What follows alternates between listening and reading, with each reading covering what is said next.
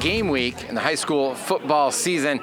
Just 3 days until the first Blitz, and as we continue along with our season previews, we're talking to the Caledonia Fighting Scots, and senior Paarlberg is joining us.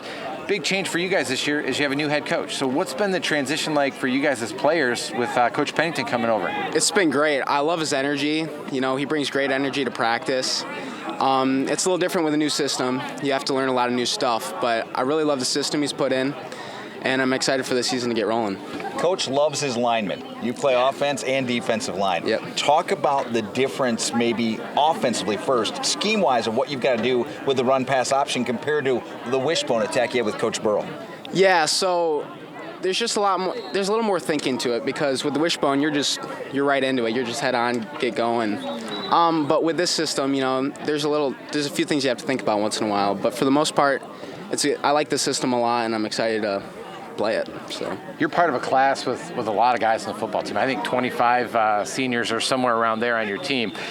What's the strength of your group, and how do you guys plan to lead this team? Well, I think we're a very physical group as a senior class. I think we love to compete also. We're a very competitive team.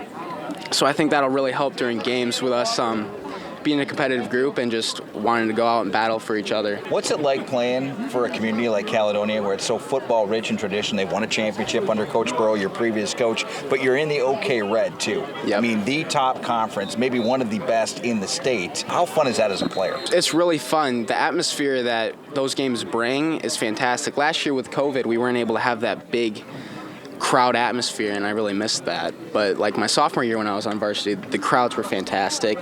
It was so fun to be in that environment and play for that community because the community is fantastic. You guys open up on Thursday with Holt.